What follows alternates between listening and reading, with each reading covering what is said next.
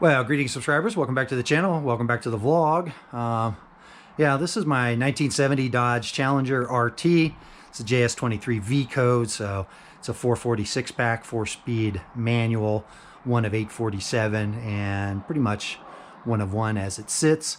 If you've been following the channel, yeah, you saw a lot of this car over the past year or so, and then pretty much nothing because it was sitting over at an engine builder in town, you know, with very, very little progress being made the last like 12 months. But I now have it back home, just kind of going over everything on the build and kind of basically seeing what was done and more importantly, what wasn't done. So yeah, it wasn't much I could do, you know, once I got the car home and up on the rack. But with my other previous videos, I think I did 2 on this Badland ZXR 5000. I was able to get this floor winch installed, which gave me the ability to get this thing up on the rack, and that way I could get underneath it and, like I said, see what they did and more importantly kind of what they didn't do. So because it was a bit confusing. I mean, towards the end, you know, we were actually kind of on schedule with stuff. I brought the car back down there, motor was completed, assembly was done, get the engine back in, and then it was just a bunch of delay tactics, you know, and I just couldn't figure out why. And yeah, it all makes sense now because they basically lost a lot of parts that they needed for dyno and carb tuning. So that's what it was. And I wish they would have just, you know, been honest and said, hey, we can't find these parts, because, you know, I could have gotten them shipped in and gotten the car finished and got the motor, you know, fired up, broken in, and, you know, tuned correctly. But it is what it is, and this is where we're at now. So that being said, yeah, a couple things that are kind of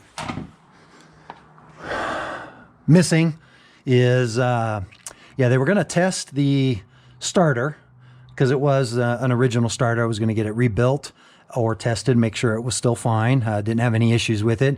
Yeah, don't know where that is.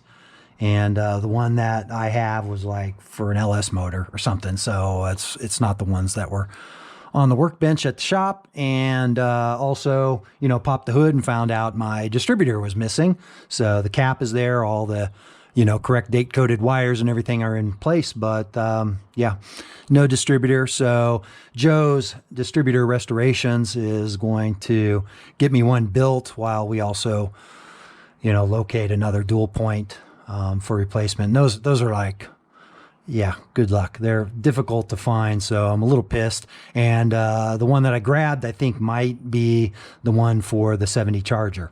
So, you know, I'm going to try to track that guy down and see if he's missing one.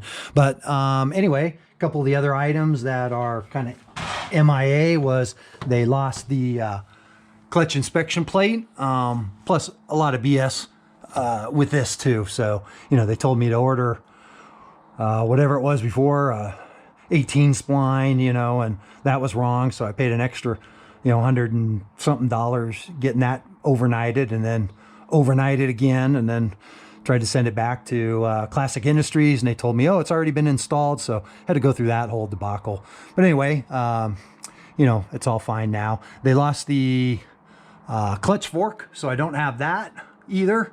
So I got to check all the linkage on that. I did order an inspection plate and a clutch fork. I already have those here, and didn't know if that was all that it was. And then when I got, you know, back here to the Hurst linkage, you know, I see that it's there because it was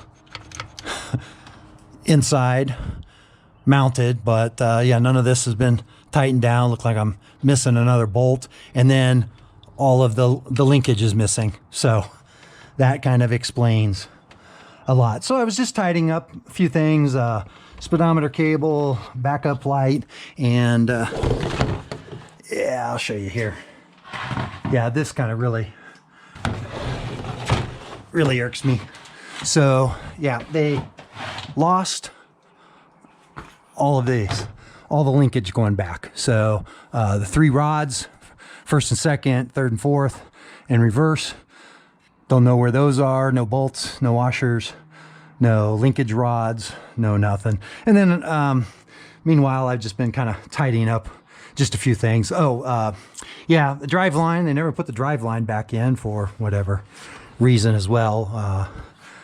They had told me they were looking for some end caps and whatever, but I can't find the straps. So I'm gonna get those from Brewers as well. And what else? Oh, and then just some miscellaneous OCD or CDO, so the letters are all right, is, you know, put these in, but they're backwards. So they got nuts facing forward and it's not how they should be. So, yeah, and then just messing around, fixing some of the little clamps on the exhaust. Yeah, I did not have the original exhaust on here, so it was missing the back resonators.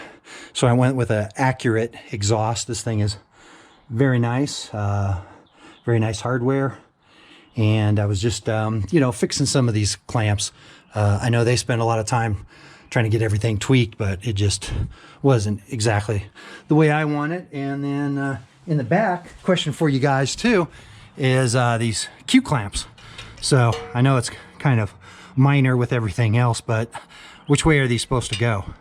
So I'd appreciate if somebody can let me know. I can't really find anything on them. I don't know if the bolt's supposed to be on the inside on both, or they're just, you know, inside, outside, or it just didn't matter because it was however somebody, you know, put them on. But yeah, that's where we're at so far. Sorry I don't have more. I do have, I don't know, like 12 quarts of break-in motor oil coming in. I've got some other hot rod motor oil. I've also talked to Mark, Carburetors Only, because I really don't want to fire this thing up for the first time. I mean, even though the carbs are brand new, I have brand new Holley 2300s 6-pack. So they've been flow tested at Holley before they were shipped and set to sea level, so they should fire up. But I would rather have this, you know, much like on the dyno, you know, oil temperature, water temperature, air, fuel, whatever. And then plus I need it smog just because of the personal plate anyway. So that's kind of where we're at. And you know, as always, hopefully, you know, the channel will start to have more of this car once the motor is back up and it's back on the road. So anyway, as always, like, subscribe, and stay tuned. See you on the next one.